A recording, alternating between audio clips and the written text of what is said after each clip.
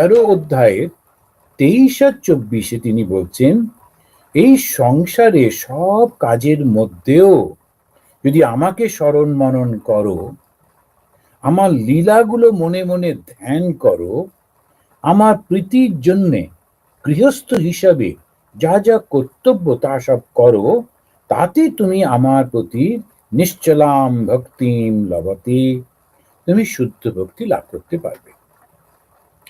বাস এইটা একেবারে। এটাও কিন্তু দেখুন কিরকম, ভক্তিটা কিরকম। তখন বলছি যে ভক্তির জন্য আলাদা কিছু করতে হবে না, শুধু সারাক্ষণ আমার চিন্তাটা মনের মধ্যে কর। তা এটা যখন আমি কর্ম করছি তখন কি করছি না, করছি, কিন্তু একই কাজই করছি। আমিও সারাক্ষণ ভাবছি যে কর্মটা আমি করছি সেটা ভগবানকে দিতে হবে, সুতরাং আমি সাবধানে এই কাজগুলো করব, আমি সেটা দেবো, সুতরাং এইভাবে করছি। তো এই যে জিনিসগুলি আমরা ভেবে ভেবে চলেছি, এইটা তিনি বললেন, এক হচ্ছে বিচার করো সদা সর্বদা যে আমি চৈতন্য রূপে সবার মধ্যে রয়েছি, জ্ঞান পথ। না পারলে তখন তুমি যা করছো সমস্ত কিছু আমাকে অর্পণ করো, অর্থাৎ আমি ভগবানকে আমার সারা দিনের কাজটা ভগবানকে দেব, সুতরাং সাবধানে করতে হবে। যারা রান্না করছেন, না আমি ভগবানের চিন্তা করছিলাম তাই নুন দিতে ভুলে গেছি, ভুল। ভগবানের চিন্তা করলে নুনটা আরো ঠিক ঠিক করে দেবে। আমি এই খাবারটা ভগবানকে দেবো, সুতরাং খুব অ্যাটেন্টিভ যাতে কোনো ভুল না হয়, কোনো নোংরা না পড়ে। রান্না করতে করতে বক বক করেই চলেছি, টেলিফোন করে কথা বলছি, থুতু পড়ছে ওর মধ্যে, তাহলে খুব মুশকিল। এখন সেই কারণে খুব বুঝে শুনে করতে হয়, প্রত্যেকটি কর্ম অত্যন্ত বুঝে শুনে, কেননা ভগবানকে দিচ্ছি, আমার একটু যাতে ভুল না হয়। তাহলে কি হচ্ছে, আসলে আমার মনটা খুব অ্যালার্ট হয়ে যাচ্ছে আর সারাক্ষণ ভগবানের চিন্তা করছি। ভক্তিযোগে কি করছি, ওই একটাই করছি, আমি ভগবানের লীলা চিন্তন করছি। যখন আমি রাস্তা দিয়ে যাচ্ছি, কোনো জায়গায় দক্ষিণেশ্বরে বেড়াতে গেলাম, তো এইখানে ঠাকুর থাকতেন, এখান থেকে বেরিয়ে ঠাকুর যেতেন কালী মন্দিরে, এরকম ভাবে তিনি শিব মন্দিরের দিকে প্রণাম করতেন। মাস্টার মশাই কি সুন্দর করে কথামৃতে সব বর্ণনা দিয়েছেন। ওখানে গিয়ে ঠাকুরের ঘরের মধ্যে বসে ভাবছি যে এই রকম ভাবে এই দরজা দিয়ে গঙ্গার হাওয়াটা আসছে, এখানে এরকম ভাবে নরেন বসেছিল, চিন্তা করছি। তাহলে কি হচ্ছে, ভগবানের চিন্তা হচ্ছে। এখন সারাক্ষণ যখন আমি এরকম চিন্তা করতে করতে, ভাবনা করতে করতে সব কর্মটা করতে পারি, তখন কিন্তু এই ভক্তিটা জন্ম নেবে। ঠাকুর বললেন, ভগবান শ্রী কৃষ্ণ বলছেন, উদ্ধব তুমি এইভাবে ভক্তির মধ্যে দিয়ে করতে পারো। তো এইটা আলোচনা সব হলো। এই সনাতন ধর্মের বৈশিষ্ট্যটা হচ্ছে একত্ব দর্শন, বুঝলেন? যে যখনই আমরা, এটা সনাতন ধর্ম বা হিন্দু ধর্মের বৈশিষ্ট্য একত্ব, কিন্তু হয় কি, মানুষ তো অহংকার থাকে নানা রকম, তো আমার হচ্ছে শুধু কৃষ্ণ, সুতরাং কৃষ্ণ ছাড়া বাকি সব ভুল, আমি কালীর দিকে তাকাবো না, তাকিও না। কিন্তু কালী খারাপ এ কথা বলবার তোমার ক্ষমতা কে দিল, তুমি কি করে জানো? এই কিছু লোক এরকম থাকে, এমন গোঁড়া হয়। স্বামী বিবেকানন্দ তিনি একটা উদাহরণ দিচ্ছেন, কিন্তু যে একটা লোক ছিল ভয়ঙ্কর গোঁড়া, তো ও পুজো করতো, সে বিষ্ণুর পুজো করতো, ভগবান বিষ্ণু। তো একবার, কিন্তু অন্য কোনো দেবতাকে দু চোখকে দেখতে পারে না, এইরকম গোঁড়া।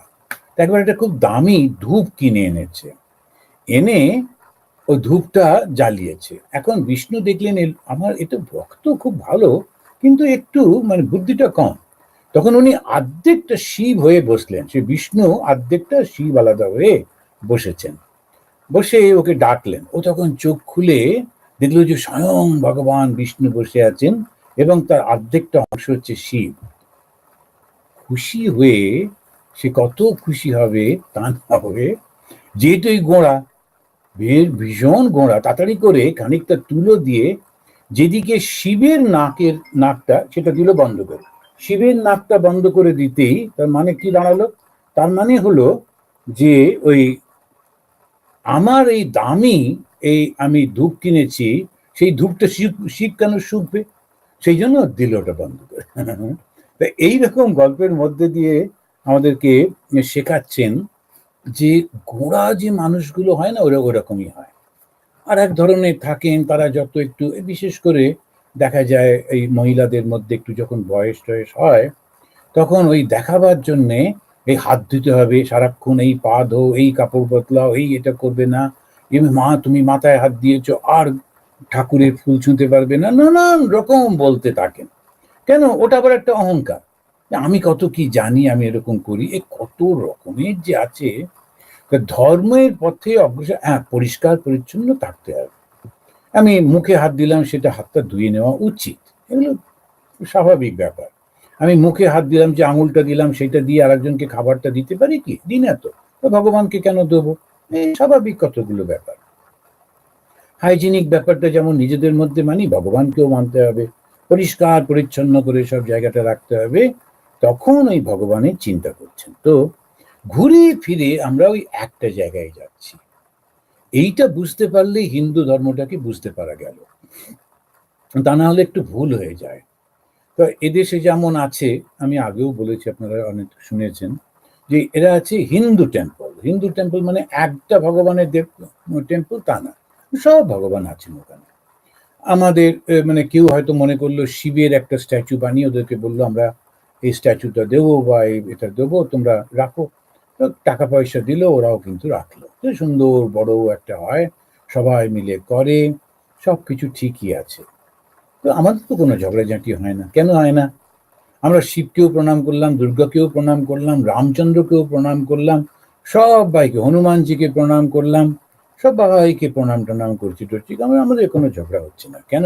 আমরা জানি আসলে দেবতা একজনই, আর তিনি হচ্ছেন সর্বভূতে রয়েছেন। আমি তাকে এই মুহূর্তে সর্বব্যাপী দেখতে পাচ্ছি না, তো বুঝতে পারছি না, ধারণা করতে পারছি না। আচ্ছা, সেই জন্য আমি যাকে ভালো লাগে তাকে সামনে নিয়ে পুজোটা করছি। এটা সব হিন্দুরা খানিকটা বুঝে খানিকটা না বুঝে করেন টরেন। আবার কিছু কিছু ওই গোঁড়া আছেন, তারা বললেন আমাদের শুধু এই দেবতা, আর কাউকে ঢুকতে দেওয়া যাবে না, এরাও আছে। তো এরকম সমস্ত থাকে থাকে।